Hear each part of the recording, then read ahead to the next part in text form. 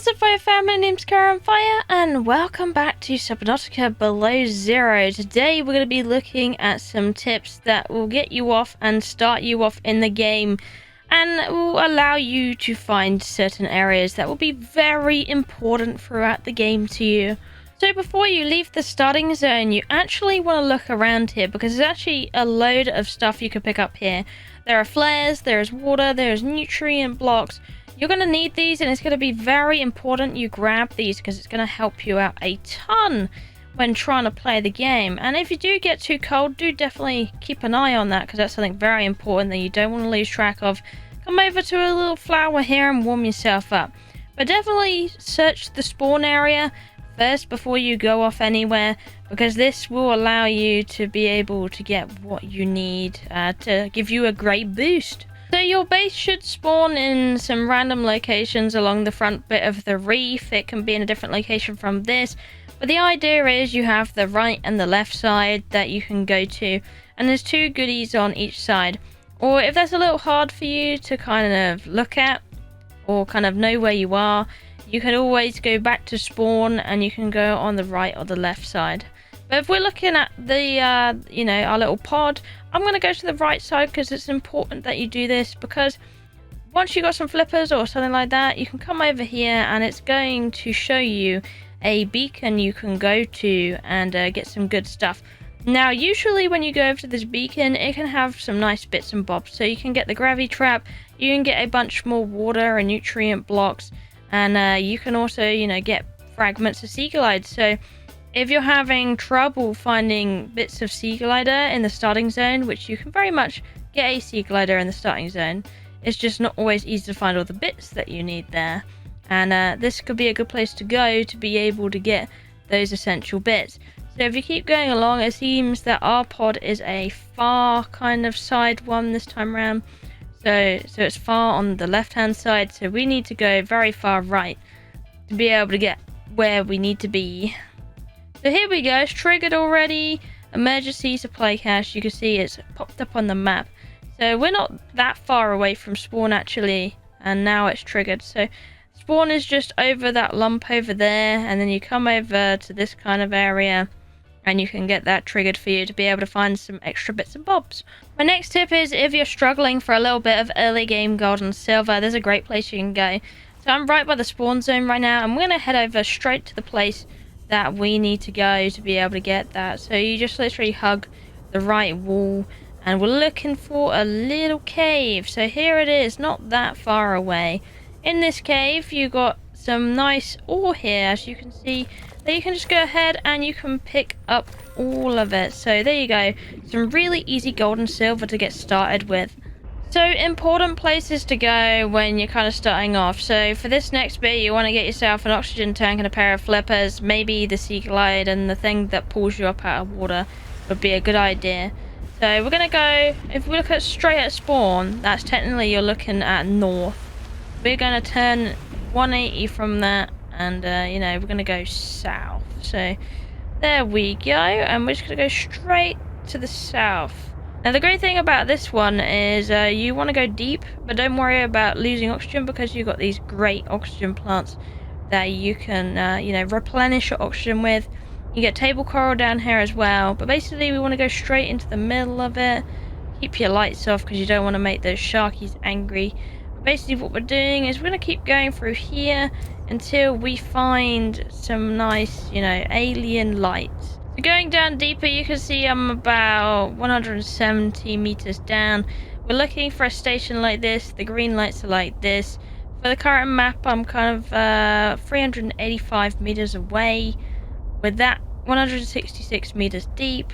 And why we want to be here is because this is going to be where you get your nice breather. So we're going to grab that one. We're going to plug it in, and then of course you can go ahead and make that. A great thing about here also is if you were to go over by the flashy lights and go through the caves there, you can pick up a great bit of story as well. But the only thing I do warn you about being here is you can go deeper, right?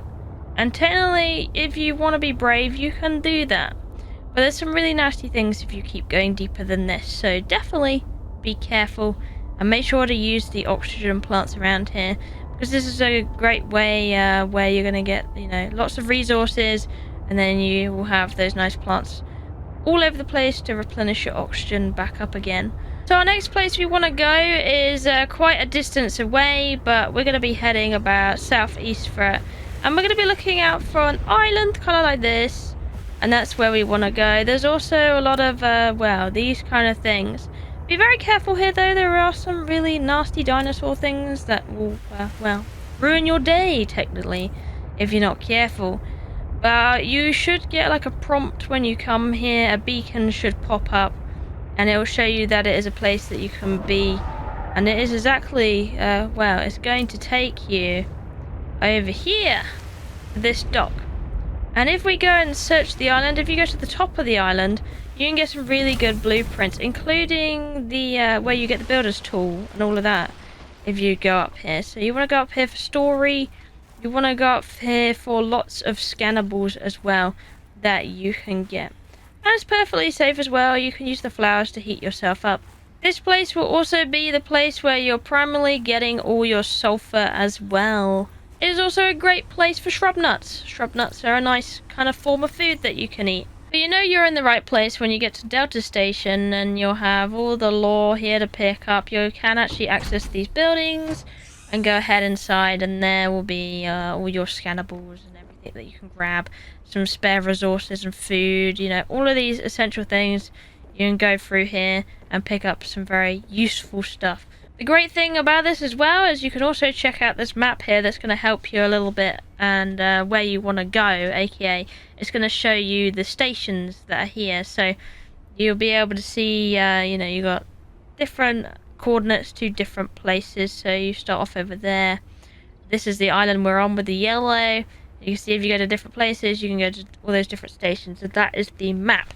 My next tip is about biomes you can find in below zero. So we're about 800-ish meters away from the base for reference. The sulfur biome is also where you're going to be getting lithium, so definitely keep an eye out for those around here.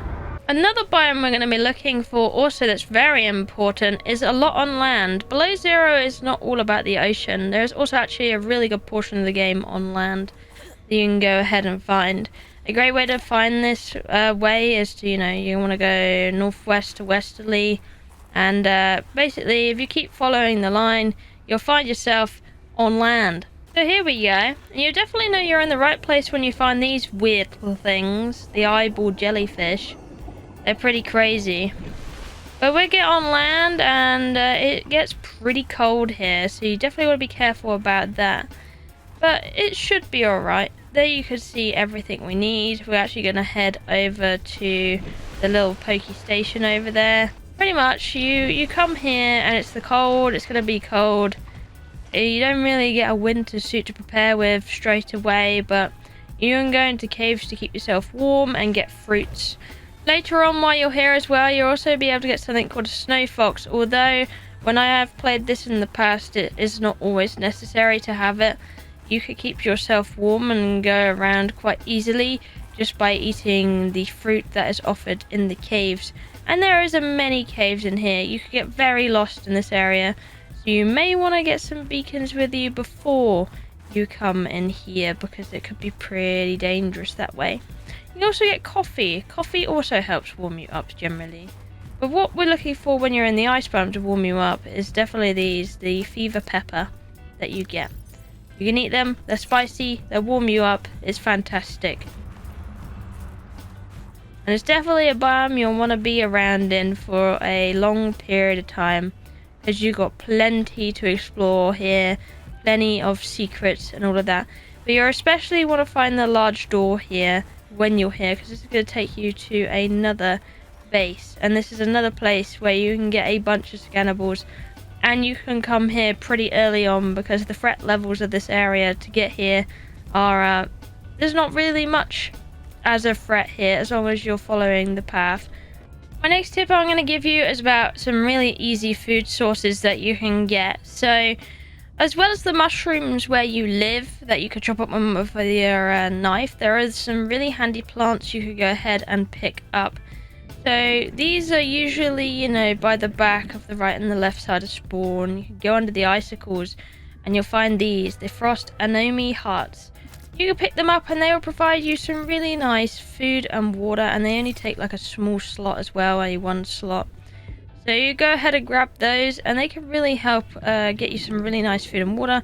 My only problem about this area though that you have to watch out for is you probably want to bring a flare, because there are these little fish that fly around, well, swim around, and they freeze you, and that could be pretty dangerous. So definitely keep an eye on that, because it could be quite dangerous for you that way.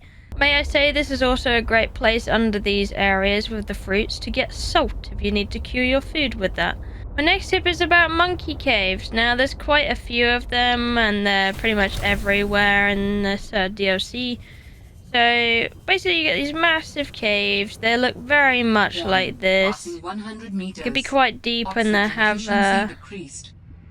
they'd be quite deep and they could have things in them. You do want to come in here because there's these nests. And the nests are usually always full of things that you want to scan.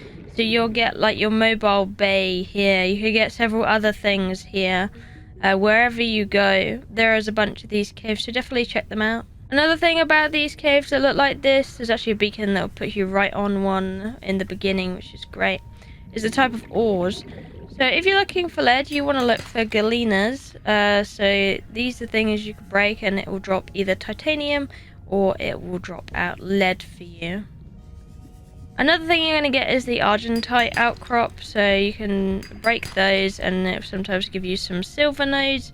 So that is where you're going to get all your silver, or, you know, lots more titanium. And the great thing about these little caves also is you could also tend to find gold in them as well.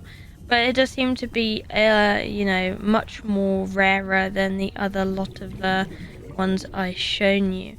But you do definitely have some time to look around. So here we go. We got a gold one here, calvarite. Sometimes we'll drop you gold out of it, and then you could go ahead and use that up if you need to. Now this tends to be going into the game a little bit more, but the game's alternative to the sea moth in this version is the sea truck, which you've seen I've been using a lot in this video. Well, the place where you get sea truck parts if you want to make yourself one tends to be this biome, so you're going to be looking all over it for some sea truck parts. There's also a little bit of a, you know, an unsafer biome you can look for sea truck parts in. You can either go to the bottom of this biome and look down the bottom for the different modules you can get, or you can go ahead and go to the place where you get lots of smoke and oil. That's another place you can find a ton of things for, like, you know, your sea truck. They can go ahead and scan. So I just thought that was handy to point out if you want to kind of get one of these fairly quickly, or you don't know where to really look. Come to here, or either the long tentacle biome for it.